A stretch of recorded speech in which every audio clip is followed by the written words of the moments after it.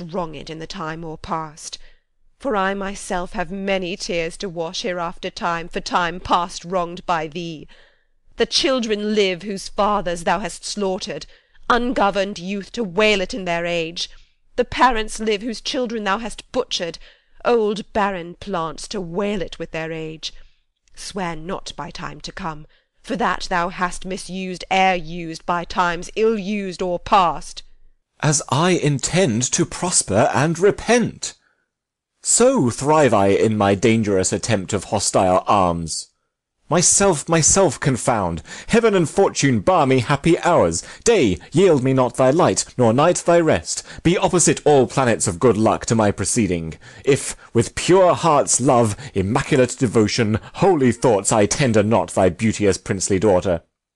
In her consists my happiness and thine. Without her follows to thyself and thee, herself, the land, and many a Christian soul, death, desolation, ruin, and decay.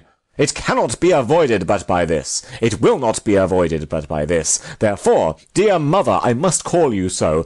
Be the attorney of my love to her. Plead what I will be, not what I have been. Not my deserts, but what I will deserve. Urge the necessity and state of times, and be not peevish found in great designs. Shall I be tempted of the devil thus?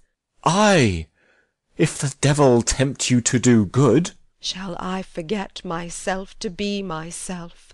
Ay, if your self's remembrance wrong yourself. Yet thou didst kill my children. But in your daughter's womb I bury them, where in that nest of spicery they shall breed selves of themselves to your recomforture. Shall I go win my daughter to thy will? And be a happy mother by the deed. I go. Write to me very shortly, and you shall understand from me her mind. Bear her my true love's kiss, and so farewell. Kissing her, exit Queen Elizabeth. Relenting fool and shallow changing woman. Enter Ratcliffe, Catesby following. How now, what news? Most mighty sovereign, on the western coast rideth a puissant navy. To the shore throng many doubtful, hollow-hearted friends, unarmed and unresolved to beat them back. 'Tis thought that Richmond is their admiral, and there they hull, expecting but the aid of Buckingham to welcome them ashore. Some lightfoot friend post to the Duke of Norfolk. Ratcliffe, thyself, or Catesby, where is he? Here, my good lord. Catesby, fly to the Duke. I will, my lord, with all convenient haste. Ratcliffe, come hither. Post to Salisbury. When thou comest thither. To Catesby. Dull unmindful villain, why stay'st thou here, and goest not to the Duke? First, mighty liege, tell me your highness' pleasure what from your grace I shall deliver to him. Oh, true, good Catesby. Bid him levy straight the greatest strength and power that he can make, and meet me suddenly at Salisbury. I go. Exit. What, may it please you, shall I do at Salisbury? Why, what wouldst thou do there before I go? Your highness told me I should post before. Enter Stanley. My mind is changed. Stanley, what news with you? None good, my liege, to please you with the hearing. But none so bad, but well may be reported. Hoy day, a riddle, neither good nor bad. What needst thou run so many miles about, when thou mayst tell thy tale the nearest way? Once more, what news? Richmond is on the seas. There let him sink, and be the seas on him. White-livered runagate, what doth he there? I know not, mighty sovereign, but by guess. Well, as you guess. Stirred up by Dorset, Buckingham, and Morton, he makes for England here to claim the crown. Is the chair empty?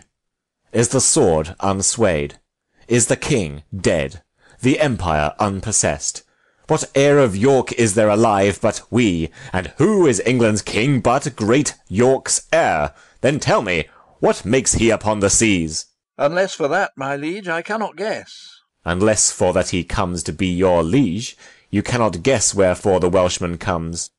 Thou wilt revolt and fly to him, I fear. No, mighty liege, therefore mistrust me not. Where is thy power, then, to beat him back? Where be thy tenants and thy followers? Are they not now upon the western shore, safe conducting the rebels from their ships? No, my good lord, my friends are in the north. Cold friends to me! What do they in the north, when they should serve their sovereign in the west? They have not been commanded, mighty king. Pleaseth your majesty to give me leave, I'll muster up my friends, and meet your grace where and what time your majesty shall please. Ay, ay, thou wouldst be gone, to join with Richmond, but I'll not trust thee. Most mighty sovereign, you have no cause to hold my friendship doubtful. I never was, nor never will be false. Go then, and muster men, but leave behind your son, George Stanley. Look your heart be firm, or else his head's assurance is but frail. So deal with him as I prove true to you. Exit. Enter a messenger. My gracious sovereign, now in Devonshire, as I by friends am well advertised, Sir Edward Courtenay and the haughty prelate, Bishop of Exeter, his elder brother, with many more confederates, are in arms. Enter a second messenger. In Kent, my liege, the Guilfords are in arms, and every hour more competitors flock to the rebels, and their power grows strong. Enter a third messenger. My lord, the army of great Buckingham. Out on you, owls! Nothing but songs of death! He strikes him. There, take thou that till thou bring better news.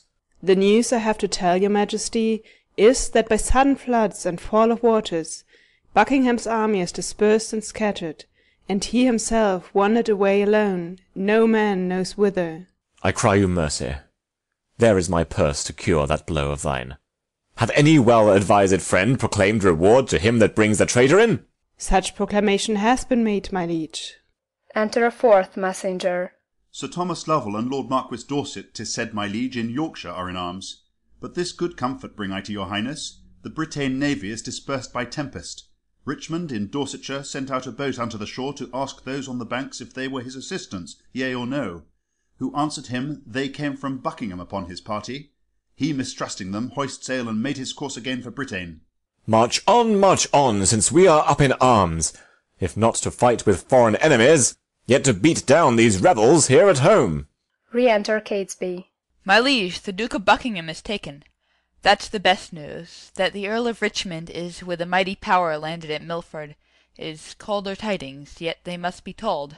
Away towards Salisbury. While we reason here, a royal battle might be won and lost. Some one take order Buckingham be brought to Salisbury, the rest march on with me. Flourish. Exeunt. Scene 5. A room in Lord Stanley's house. Enter Stanley and Sir Christopher Earlswick. Sir Christopher, tell Richmond this from me, that in the sty of the most deadly boar my son George Stanley is franked up in hold. If I revolt, off goes young George's head. The fear of that holds off my present aid. So get thee gone, commend me to thy lord. Withal say that the Queen hath heartily consented he should espouse Elizabeth her daughter. But tell me, where is princely Richmond now? At Pembroke, or at Harford West in Wales. What men of name resort to him? Sir Walter Herbert, a renowned soldier, Sir Gilbert Talbot, Sir William Stanley, Oxford, redoubted Pembroke Sir James Blunt, and Rice ap Thomas, with a valiant crew, and many other of great name and worth. And toward London do they bend their power, if by the way they be not fought withal. Well, hie thee to thy lord. I kiss his hand. My letter will resolve him of my mind. Farewell. Gives papers to Sir Christopher. Exeunt. End of Act 4.